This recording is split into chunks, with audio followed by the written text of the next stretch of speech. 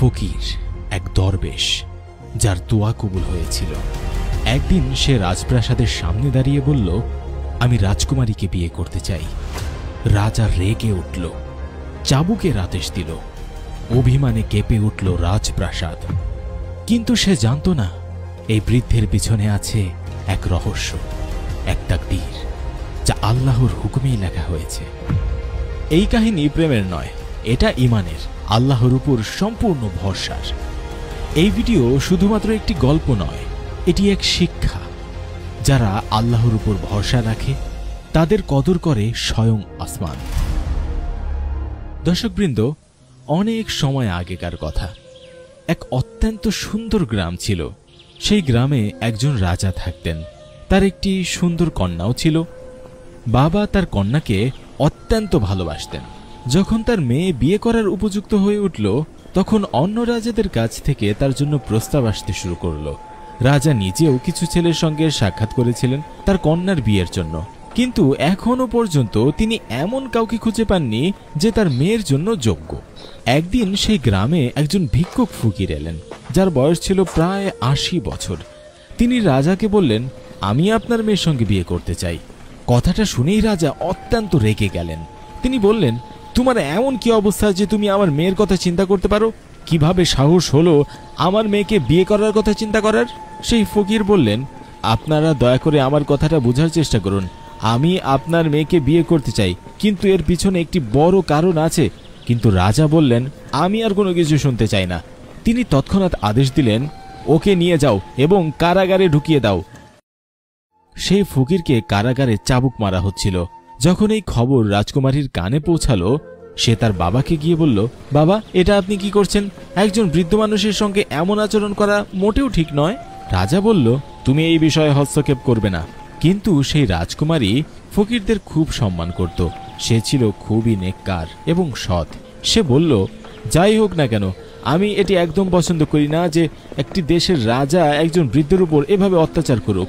রাজা বললেন, ঠিক আছে, আমি তোমার কথা মানছি, এখন তুমি এখান থেকে চলে যাও। সে চলে গেল। কিন্তু রাজকুমারী জানত না যে সেই ফকির তার জন্য বিয়ের প্রস্তাব নিয়ে এসেছিল। রাজা সবার উপর নিষেধাজ্ঞা জারি করেছিল যেন তার মেয়েকে এই বিষয়ে কিচ্ছুটি না বলা হয়, কারণ সে ছিল খুবই একগুঁয়ে এবং যেটা সিদ্ধান্ত নিত সেটা সে দৃঢ়ভাবে বাস্তবায়ন করত। যখন রাজকুমারী এই বিষয়ে জানতে পারল যে এই ফকির তার জন্য বিয়ের প্রস্তাব নিয়ে এসেছিল, তখন সে আবার তার বাবার কাছে গিয়ে বলল, এই ফকির কি আমার সঙ্গে বিয়ে করার প্রস্তাব দিয়েছিল? এখন যখন রাজা জানতে পারল যে তার মেয়ে সব সত্য জেনে গেছে, তখন রাজা রাগে গর্জন করে বলল, আমার একমাত্র মেয়ে, আমার আদরের রাজকুমারীর সঙ্গে এই বৃদ্ধ লোকটি কিভাবে বিয়ে করার কথা ভাবতে পারলো? কিন্তু মেয়েটি ছিল খুবই বুদ্ধিমতী। সে তখন তার বাবার সামনে একদম চুপচাপ ছিল, কিন্তু মনে মনে ভাবছিল, যদি এই ফকির আমার সঙ্গে বিয়ে করতে চায় তাহলে এর পিছনে নিশ্চয়ই কোনো না কোনো কারণ আছে। সে সেই ফকিরের সঙ্গে দেখা করার জন্য কারাগারে গেল। সে ফকিরকে জিজ্ঞাসা করল, আপনি আমার সঙ্গে বিয়ে করতে চান কেন? ফকির বলল, যখন তুমি আমার সঙ্গে বিয়ে করবে তখন নিজেই বুঝতে পারবে আমি কেন তোমার সঙ্গে বিয়ে করতে চেয়েছিলাম। রাজকুমারী বলল, ঠিক আছে, আমি আপনার সঙ্গে বিয়ে করতে রাজি আছি। এই খবরটা আগুনের মতো পুরো রাজ্যে ছড়িয়ে পড়ল। মানুষ বিভিন্ন কথা বলতে লাগলো। রাজকুমারী নিজেই সেই বৃদ্ধ ফকিরের সঙ্গে বিয়ে করতে চাইছে এবং এতে সে নিজেই সম্মতি জানাচ্ছে। রাজা তার মেয়েকে 1000 বার বোঝাবার চেষ্টা করলো। তখন তার মেয়ে বলল, আপনি আমাকে অনেক আদরে বড় করেছেন, আমার প্রতিটি ইচ্ছা আপনি পূরণ করেছেন। এখন যখন বিয়ের প্রশ্ন এসেছে, আমি তাকেই বিয়ে করব যাকে আমার মন চায়। কিন্তু রাজা কোনোভাবেই রাজি হচ্ছিলেন না। রাজা তার মেয়ের জেদের কারণে খুবই বিরক্ত ছিল। আমি কিভাবে আমার মেয়েকে একটি ফকিরের সঙ্গে বিয়ে দেই? কিন্তু রাজকুমারী বলল, আমি বিয়ে করব, তবে কেবল তার সঙ্গেই। আমি তার চোখে এমন সত্য দেখেছি যা আমি আজ পর্যন্ত কারো চোখে দেখিনি। মেয়ের কথা শুনে শেষ পর্যন্ত রাজাকে মেনেই নিতে হলো। তিনি স্বয়ং সমস্ত রাজ্যে ঘোষণা দিলেন, আমার মেয়ের বিয়ে হচ্ছে, তবে এই বিয়ে খুব সাধারণভাবেই হবে, শুধু নিকাহ সম্পূর্ণ হবে এবং আজকের পর থেকে আমার মেয়ে আর এই রাজপ্রাসাদে থাকবে না। সে ফকিরের কুঁড়ে ঘরে গিয়ে তার সঙ্গে থাকবে। রাজা প্রচন্ড রেগেছিল, কারণ সে চায়নি যে তার মেয়ের বিয়ে ওই ফকিরের সঙ্গে হোক। তাই রাজা ভেবেছিল, যখন রাজকুমারী সব ভোগবিলাস ছেড়ে ওই ফকিরের কুঁড়ে ঘরে থাকতে বাধ্য হবে, তখন এর চেয়ে বড় শাস্তি আর কি হতে পারে। রাজার এই আদেশ ছিল জনগণের কাছে বেশ অদ্ভুত। কিন্তু সবচেয়ে অবাক করার বিষয় ছিল যে এই রাজকুমারী একথা মেনেও নিয়েছে। সে বলেছিল, ঠিক আছে, আমি ফকিরের সঙ্গে কুঁড়ে ঘরে থাকতে রাজি আছি। যখন আমি তার সঙ্গে বিয়ে করেছি তখন যেখানে আমার স্বামী থাকবেন আমিও সেখানেই থাকব। রাজার আদেশে রাজকুমারী ফকিরের সঙ্গে চলে গেল। ফকিরের ঘর ছিল মাত্র একটা গাছের নিচে ছোট একটি কুঁড়ে ঘরে। ফকির সেখানে পৌঁছে তার স্ত্রীকে বলল, এটাই আমার ছোট্ট আশ্রয়, এখন থেকে তোমাকে এখানেই থাকতে হবে। তুমি কোনো কারণ না জেনে আমার সঙ্গে বিয়ে করেছ, তুমি সত্যি মহান মনের অধিকারী। আমি তোমার এই কাজের জন্য তোমাকে অনেক বেশি ধন্যবাদ জানাই, কিন্তু আমার কাছে এমন কিছুই নেই। আমি সারাদিন না খেয়েই থাকি, রাতে ইবাদত করি, যদি কখনো কোনো কিছু পাই তাহলেই খাই। তুমি কি এই অবস্থায় আমার সঙ্গে থাকতে পারবে? রাজকুমারী বলল, যদি আমি আপনার সঙ্গে বিয়ে করে থাকি তাহলে এর মানে এই দাঁড়ায় না যে আপনি যেভাবে আমাকে রাখবেন আমি সেভাবেই থাকব। ফকির বলল, আমি তোমার সঙ্গে বিয়ে করেছি দুটি বড় গোপন কারণের জন্য, কিন্তু তুমি কেন আমার সঙ্গে বিয়ে করলে? সে বলল, আমি আল্লাহর দরবারে দোয়া করেছিলাম, যদি আমার জীবনে কোনো সৎ ব্যক্তি আসে তাহলে আমি তাকেই আমার স্বামী হিসাবে গ্রহণ করব, হোক না সে কোনো রাজ্যের পুত্র অথবা কোনো দরবেশ। সেই দিন আপনি আমার বাড়িতে এসেছিলেন, আর সেদিনই আমি নিজের চোখে আমার দোয়া কবুল হওয়া দেখতে পাচ্ছিলাম, তাই আমি আপনার সঙ্গে বিয়ে করতে রাজি হয়ে গিয়েছি। এ কারণেই আমার আব্বাজান আজ আমার উপর এত রাগ করেছেন। তবুও আমি আল্লাহ তাআলাকে হাজির নাজির জেনেই এ সম্পর্ক কবুল করেছি, তাই এরপর যাই হোক না কেন আমি আপনার সঙ্গে থাকতেই পছন্দ করব। সে এতটাই ধৈর্যশীলা ছিল যে ফকির এমন একজন স্ত্রী পেয়ে অত্যন্ত খুশি হয়ে গিয়েছিল। তারা দুজন সারা দিন না খেয়ে থাকত এবং সারা রাত আল্লাহর ইবাদত করত। ফকিরটা কখনো কোনো উদ্দেশ্য ছাড়া কিছুই করত না। রাজকুমারী এটি খুব ভালো করে বুঝে গিয়েছিল। একদিন সেই ফকির কোনো কাজে জঙ্গলের বাইরে গিয়েছিল। তখন এক অচেনা লোক রাজকুমারীর সঙ্গে দেখা করতে এলো। সে আসলে তার বাবার পক্ষ থেকে পাঠানো একজন চাকর ছিল। সে বলল, আপনার আব্বাজান আপনাকে অনেক মনে করছেন আর জিজ্ঞাসা করেছেন আমাদের রাজকুমারী কি খুশি আছে কিনা, আর সে ফকিরের সঙ্গে কেমন আছে। আমাদের কন্যাকে বলো, যদি সে আবার প্রাসাদে ফিরতে চায় তাহলে আমরা তাকে ফিরিয়ে আনবো এবং এই সম্পর্ক শেষ করে দেব। রাজকুমারী বলল, দেখছি আমার বাবা আমাকে এখনো চিনতেই পারেনি। আমি তার সঙ্গে খুবই খুশি আছি এবং আল্লাহ তাআলার সন্তুষ্টিতেই আমি সন্তুষ্ট আছি। চাকরটি বলল, আপনার বাবা আপনার জন্য একটি বিশাল মুক্তা পাঠিয়েছেন। চাকরটি জোর করে সেই মুক্তাটি রেখে চলে গেল। যখন ফকির তার কাজ শেষে ফিরে এলো, সে মুক্তাটি সামনে দেখে জিজ্ঞাসা করল, এটি কে তোমাকে দিয়েছে? রাজকুমারী পুরো ঘটনাটি তাকে বলল। তখন ফকির বলল, যদি তুমি আমার সঙ্গে সুখী না হও, যদি তুমি তোমার বাবার কাছে ফিরে যেতে চাও তাহলে তুমি যেতে পারো। আমি তোমার উপর কোনো অভিযোগ করব না, আমি তোমার প্রতি সন্তুষ্ট, বরং আমি চাই তুমি সুখেই থাকো। এই কথার উত্তরে রাজকুমারী বলল, আমি খুব খুশি আছি, আমার কোনো কিছুর অভাব নেই, আপনার চেহারাতেই আমি সব কিছু পেয়েছি। আপনি কি চান তা আমি জানি না, কিন্তু আমি আল্লাহর সন্তুষ্টির জন্য এখানে আপনার সঙ্গে আছি। আর মুক্তার কথা বললে, এই মুক্তা আমি রাখতে চাই না। চাকরটি জোর করে আমার কাছে রেখে চলে গিয়েছিল, তাই এটা এখানে আছে। তখন ফকির বলল, তুমি যদি এটির সঙ্গে কোনো সম্পর্ক না রাখো তাহলে এটা তুমি তোমার বাবার পক্ষ থেকে পেয়েছো। সে বলল, আমি প্রতিটি সেই জিনিসকে ভালোবাসি যা আল্লাহর পক্ষ থেকে এসেছে, আর যা কিছু আমি পেয়েছি আমি কিছুই চাই না। এই কথা বলা মাত্রই মুক্তাটি সেখান থেকে অদৃশ্য হয়ে গেল। এটা দেখে ফকির মুচকি হাসলেন। তিনি তার স্ত্রীকে এসব কিছুই জানাননি। তিনি বললেন, তুমি একজন সৎ ও ধার্মিক নারী। যেখান থেকে এই মুক্তাটি এসেছিল সেখানে এটি ফিরে গেছে। একজন সাধারণ নারী তার স্বামীর সঙ্গে ভালোবাসায় বসবাস করছিল। যদিও তাদের মধ্যে বয়সের পার্থক্য অনেক ছিল, তবুও সে সন্তুষ্ট ছিল। সে তো সবসময় রাজকীয় জীবন দেখেছে। আজ সে মাত্র 2টি খেজুর খেয়ে জীবন চালাচ্ছিল। এটাই ছিল একটা বিশাল ব্যাপার।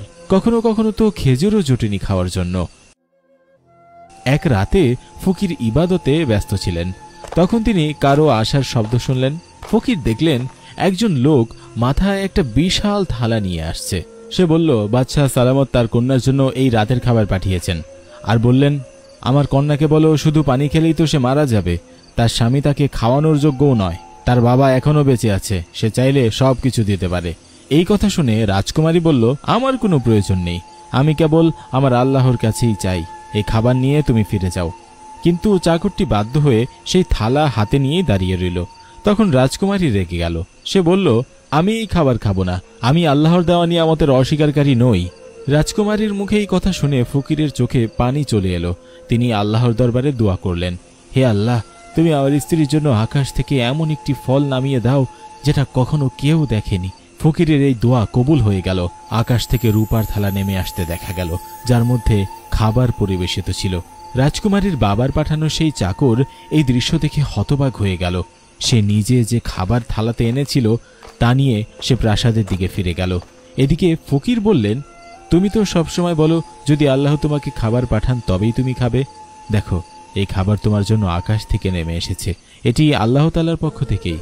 এবার রাজকুমারী তার স্বামীর সঙ্গে মিলে সেই খাবার খেল। বিয়ের পর আজই ছিল প্রথম দিন যেদিন সে পেট ভরে খেতে পারল। সে আল্লাহর প্রতি কৃতজ্ঞতা প্রকাশ করল। চাকরটি যখন রাজপ্রাসাদে ফিরে গেল তখন সে রাজার কাছে বলল, এখন আপনি আপনার কন্যার কোনো চিন্তা করবেন না, তার জন্য তো আকাশ থেকে রূপার থালা নামছে। সে খুব ভালো জীবনযাপন করছে। সে কোনো সাধারণ ফকির নয়, বরং মনে হচ্ছে কোনো রাজ্যের রাজপুত্র। রাজা বলল, এটা কি করে সম্ভব? যদি সে তাই হতো তবে সে কুঁড়ে ঘরে কেন থাকতো? আর আমার মেয়ে কিভাবে আমার বিরুদ্ধে যেতে পারলো? আমি কিছুই তো বুঝতে পারছি না। সে বলল, আমিও তো একটু গিয়ে দেখি আমার মেয়ের জন্য খাবারটা শেষ পর্যন্ত কোথা থেকে আসে। একদিন সে গোপনে ছদ্মবেশে ফকিরের কুঁড়ে ঘরে পৌঁছে গেল। সেই দিন ফকির আবার আল্লাহর দরবারে দোয়া করছিলেন। বাদশাহ নিজ চোখে দেখল যে আকাশ থেকে এক থালা নামছে, আর তাতে এমন সব খাবার রয়েছে যা আগে কখনো কেউ খায়নি।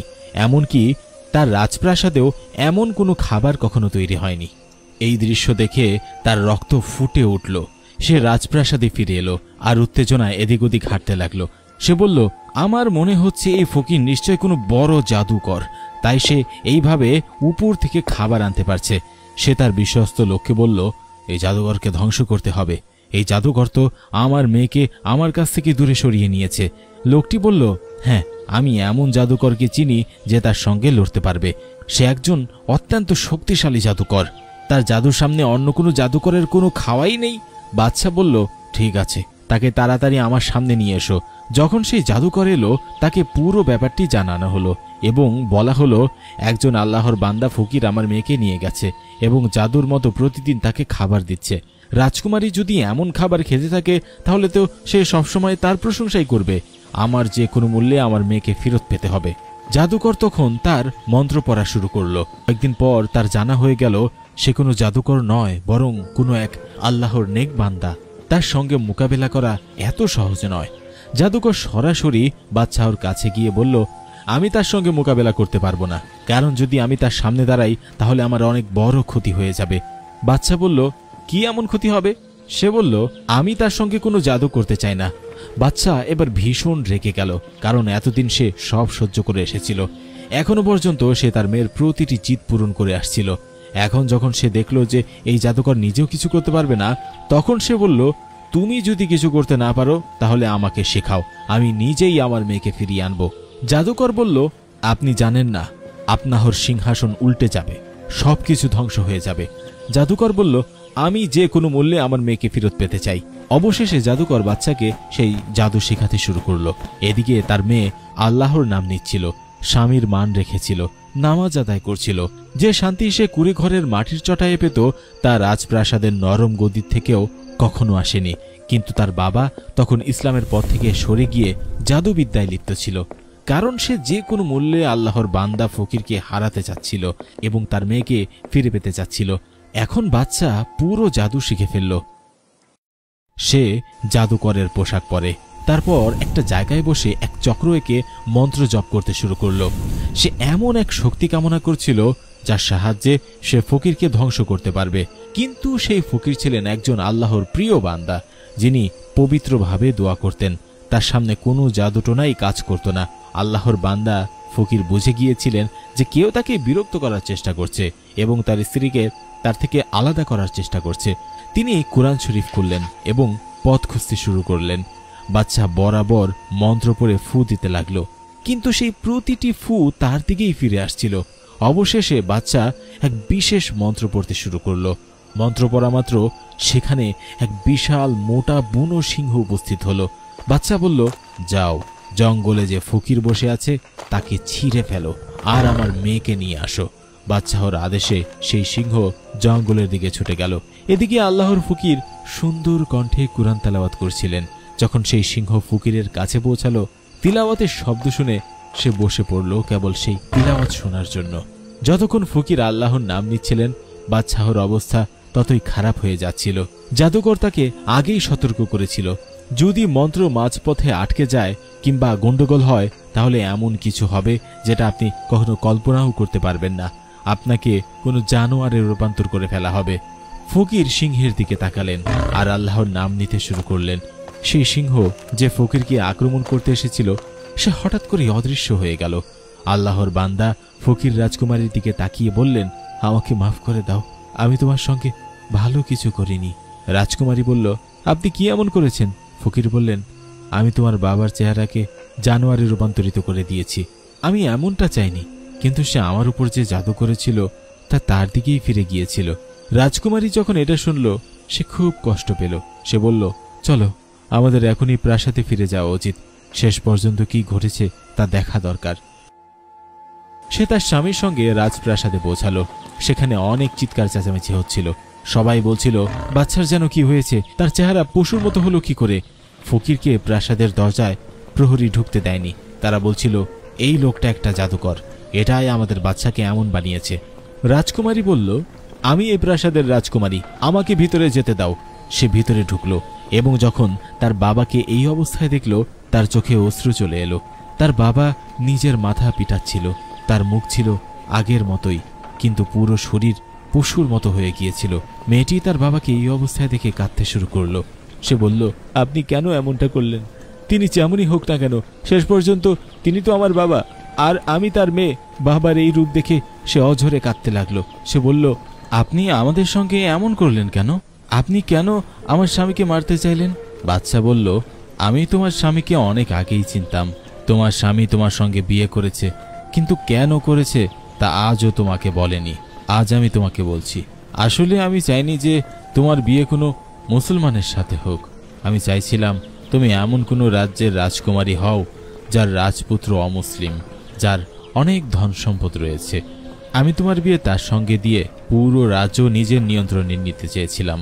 তাই আমি তোমাকে কিচ্ছু বলিনি, কারণ আমি জানতাম তুমি খুব সৎ ও ইবাদতকারী। তুমি চাইতে যে তোমার স্বামী সৎ পথের মানুষ হোক।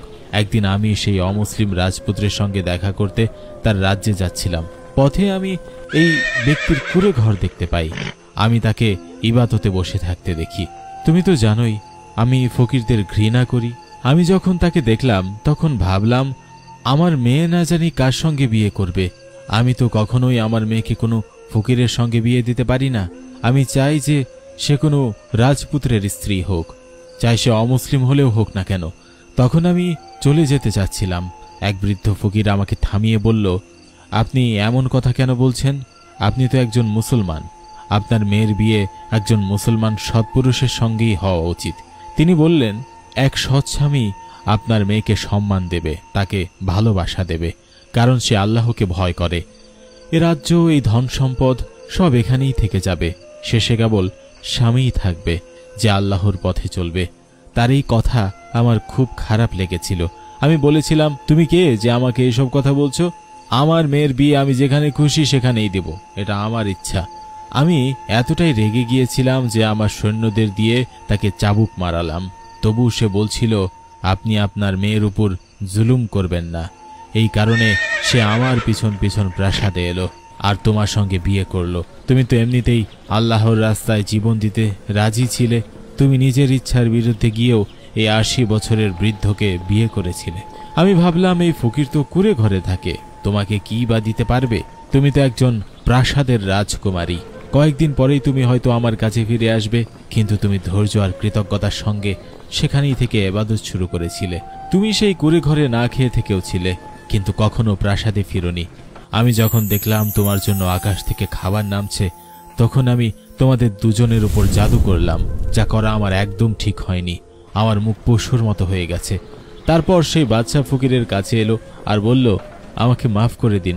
তার মেয়ে এই কথা শুনে খুব কষ্ট পেল। সে বলল, আপনি যেটা চেয়েছিলেন সেটা হলো আমি যেন বিয়ে না করি, কিন্তু আল্লাহ তাআলা যা চান সেটাই সবচেয়ে ভালো হয়। আমার বিয়ে হয়েছে, আমি খুব খুশি। আমার কপালে এমন একজন স্বামী জুটেছে যিনি আল্লাহকে ভয় করেন। তিনি পরহেজগার, ইবাদতকারী এবং সৎ মানুষ। তিনি তার স্ত্রীকে সম্মান করেন। আমি সব সময় দোয়া করতাম যা কিছু পাই যেন আল্লাহর পক্ষ থেকেই পাই। আমার স্বামীও আল্লাহর পক্ষ থেকেই আমার কাছে এসেছে। যদি তিনি ৮০ বছরের বৃদ্ধও হন তবুও আমি খুশি, কারণ একজন স্বামী যদি তার স্ত্রীকে সম্মান করেন তাকেই ভালো স্বামী বলা হয়। আমি কেন এমন রাজপুত্রকে খুঁজব যার রাজ্য বিশাল কিন্তু হৃদয়টা অনেক ছোট? আমি আল্লাহর দরবারে যা কিছু চেয়েছি সবই পেয়েছি। এই বলার পরই মুহূর্তেই সে ফকিরের চেহারা বদলে গেল। তিনি হয়ে গেলেন এক তরুণ, অত্যন্ত সুন্দর এক মানুষ। রাজকুমারী যখন তার স্বামীকে ভালো করে দেখল সে বলল, সুবহানাল্লাহ, আপনি কে? তখন সেই আল্লাহওয়ালা বললেন, আমি তোমার স্বামী। রাজকুমারী তো নিজের চোখকেই বিশ্বাস করতে পারছিলেন না। বাদশাহ এই দৃশ্য দেখে অবাক হয়ে গেল এবং নিজের অবস্থার কথা ভেবে কাঁদতে লাগল। সে বলল, আমি এক ৮০ বছরের বৃদ্ধকে এত অপমান করলাম যে আমার চেহারাটাই পশুর মতো হয়ে গেল, কিন্তু এই আল্লাহওয়ালা আবার তরুণ হয়ে গেলেন। ফকির বললেন, হ্যাঁ, আমি তোমার স্বামী। তুমি ধৈর্য ও কৃতজ্ঞতার সঙ্গে জীবন কাটিয়েছ। আমি যেটুকু দিয়েছি তুমি ততটুকুই খেয়েছ, একবারও অভিযোগ করনি। আল্লাহ পাক তোমার প্রতি খুশি হয়ে তোমাকে এমন মর্যাদা দিয়েছেন যার তুমি প্রকৃত দাবিদার। এরপর তিনি তার স্ত্রীকে নিয়ে জঙ্গলের পথে রওনা দিলেন। তিনি বললেন, তোমার সেই কুঁড়ে ঘরে নয়, আমি তোমাকে এমন জায়গায় নিয়ে যাচ্ছি যেখানে তুমি এক রানী হয়ে থাকবে। এই কুঁড়ে ঘর, এই জঙ্গল, এই শূন্য গাছপালা সবই ছিল তোমার পরীক্ষা। তুমি সেই পরীক্ষায় সফল হয়েছ। আমি তো বলেছিলাম যখন তুমি আসল কারণ জানতে পারবে তখন তুমি আল্লাহর শুকরিয়া আদায় করবে। তো বন্ধুরা, দেখলেন তো, একজন রাজকুমারী যিনি এক গরিব ফকিরের কুঁড়ে ঘরে তার স্ত্রী হয়ে বাস করছিলেন, তিনি সবকিছু আল্লাহর কাছে চাইতেন। তিনি সবকিছুই আল্লাহর কাছে প্রার্থনা করতেন। যারা আল্লাহর উপর ভরসা রাখে আল্লাহ তাআলা তাদের এমন জায়গা থেকে রিজিক দেন যার কল্পনা সে কখনো করতে পারেনি।